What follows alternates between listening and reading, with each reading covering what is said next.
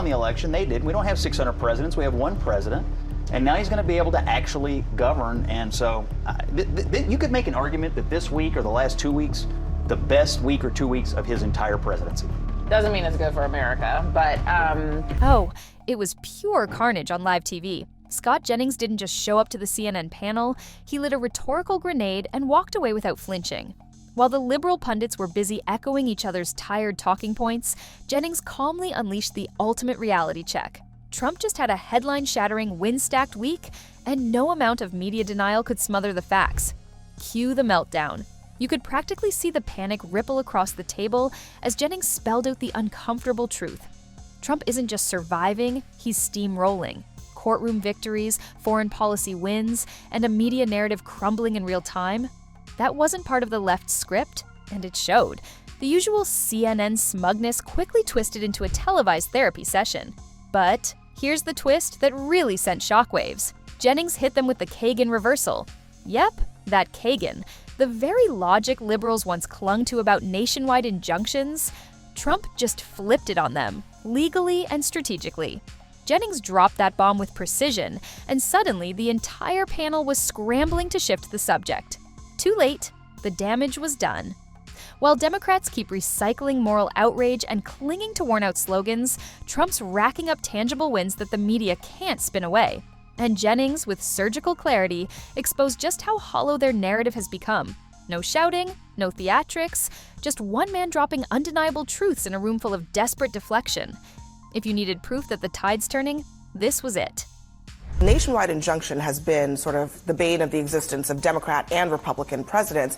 It's just that now this court has actually done it. Yeah, they finally done something about it. Friday was a great day for Donald Trump. The market ended at all-time highs. He's breaking peace agreements in the Oval Office on Friday afternoon, and then the court really clears the way for him to enact the agenda on which he ran. I was trying to sort out my feelings on this matter, and I came up with a quote from a very smart lawyer, and I just want to quote it because I think she was right when she said it. It just can't be right that one district judge can stop a nationwide policy in its tracks.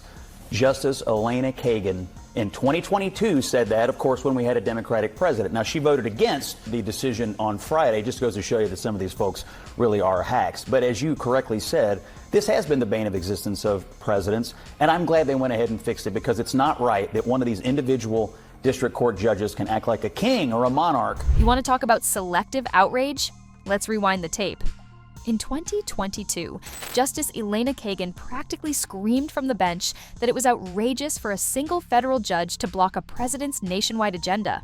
But fast forward to 2025, and because Trump's the one benefiting, suddenly she's clutching pearls like the Constitution just got set on fire. Spoiler, it didn't.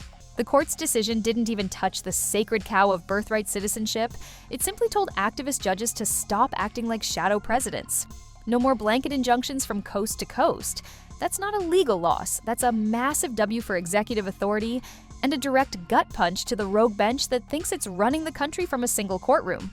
And then, just when you think CNN's discomfort couldn't get worse, Scott Jennings strolls back in with another truth grenade. This time, he reminds them that while they were busy obsessing over Trump's Twitter tone, the man just helped broker a peace agreement in Central Africa. You heard that right. 30 years of bloodshed between Congo and Rwanda, and it took a so-called dangerous Republican president to drag the region to the table. Now here's where the meltdown hits prime time. CNN starts fumbling through excuses. One of their panelists nervously quotes a Rwandan official warning that peace depends on political will. Yeah, no kidding, but they somehow twist that into Trump didn't really do anything. Meanwhile, the actual agreement was signed in the freaking Oval Office with both nations present. Historic moment? Definitely. Media coverage? Barely a blip. And when Jennings pressed the panel about media bias, the fireworks really began. I mean, this is obviously very controversial, partly because, in addition to all of this, it just opens the door to Donald Trump just going crazy in terms of executive orders. He can issue an executive order today and will, likely. He said so today. And he knows that the lower courts cannot carte blanche stop him, which hugely increases the power of the executive. Yeah, look, this is a great week for him, not just because of this ruling, but earlier in the week, the Supreme Court handed him the ruling on being able to deport illegal immigrants to The stock market's at a record high. He brokered the ceasefire in the 12-day war. Peace broke out between Rwanda and the Congo. I mean, gas prices are at a 4-year low for the summer. I mean, win after win after win, and this particular one is the most important because these individual judges had been, I think, unfairly stopping the president from governing. You think the press is out to disprove Trump? He asked. You could almost hear the internal circuits frying, because yeah, that's the default setting. If Trump says the sky is blue, the media sends 5 analysts to explain why it's probably a racist dog whistle. Then came the real stinger. Do you believe he tells the truth? Jennings asked. Cue the stuttering, dodging, and eye-rolling. Because truth, to the legacy media, isn't about facts. It's about feelings. And their feelings about Trump will never allow them to admit he just did something Obama could only dream of, securing peace in a minerals-rich, resource-critical region that could reshape African investment for decades. If Barack Obama had pulled this off, you'd already be watching the tear-filled Netflix documentary and planning for the Nobel ceremony in Oslo. But because it's Trump, they call it vague, unconfirmed, or worse, inconvenient. The truth? The only thing getting flipped harder than Kagan's legal logic is the media's narrative, and Scott Jennings is standing right in the center of it, torch in hand. Oh, it was embarrassing. Like full-blown amnesia on live TV. The CNN panel sat there blinking like deer in headlights as Scott Jennings reminded them again that Trump just oversaw a historic peace agreement signed in the Oval Office the day before. You'd think someone in the building would have caught that. But nope, total blackout. Because if it doesn't fit their narrative, it's like it never happened.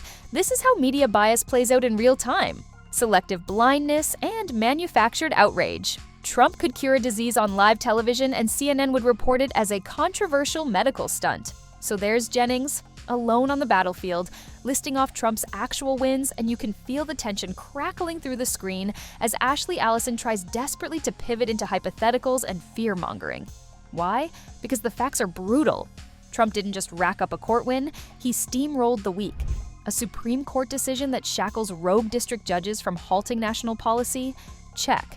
A ruling that greenlights the deportation of illegal migrants to safe third-party nations? Check. A ceasefire deal in Africa after decades of chaos?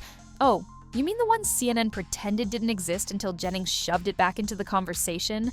Yeah, that one too. While Trump racks up undeniable wins, economic surges, judicial victories, immigration breakthroughs, and foreign policy progress, the left's only response is the same exhausted refrain. But what if he doesn't leave office? That's their rebuttal. No substantive counterpoints, no serious legal arguments, no competing vision, just existential panic dressed up as punditry. It's not debate, it's desperation. Trump delivers real-world results. The left clings to hypotheticals and hysteria, hoping fear will do what failed court injunctions and media outrage couldn't. This isn't a contest of ideas anymore, it's emotional theater, and Americans are starting to see through it. Look at the recent debate. Jennings came in with facts, results, and momentum. Ashley stumbled through a playbook we've all heard before. DACA, student loans, norms, institutions, democracy. Suddenly they care about precedent? That's rich. When activist judges blocked Trump based on tweets, they were celebrated. Now, when courts rule on merit and his policies take effect, it's a constitutional crisis. Let's be clear, this isn't authoritarianism. It's a functioning government. Trump isn't bypassing democracy, he's breaking the gridlock. He's challenging entrenched bureaucracy and delivering on promises. That's the real threat to them, results. The narrative the left built. Trump as tyrant, clown, or existential threat can't survive a reality where gas prices fall, markets surge, the border tightens, and foreign policy gets serious. So they pivot. From Russia to impeachment to January 6th to classified documents to he might not leave office. Anything to avoid acknowledging that the system is actually working for the first time in a long time. They're not offering solutions, they're recycling panic. When they can't argue against policy, they attack character. When judges block Trump, they're heroes. When judges uphold him, it's fascism. That's not principled, that's whiplash. And Jennings exposed that. He didn't just win a debate, he pulled the curtain back. The left is out of arguments, out of momentum, and stuck reacting while Trump keeps moving forward. That's what really scares them. Not the man, but the movement. because the sabotage campaign failed. The bureaucracy couldn't stop him. Media couldn't contain him. Legal maneuvers only strengthened his base. This wasn't just another win, it was confirmation. Proof that Trump's not a fluke, but a force. And the American people? They're noticing. The scoreboard doesn't lie. And no amount of emotional panic can erase results. So, yeah, this week was big. Not because the noise got louder, but because the message got clearer. Policy matters, performance matters. The game is shifting. The left can scream crisis all they want, but for millions of Americans, this looks like progress. Stay sharp, stay loud, and stay tuned. The next round's coming fast, and the scoreboard's only getting more brutal.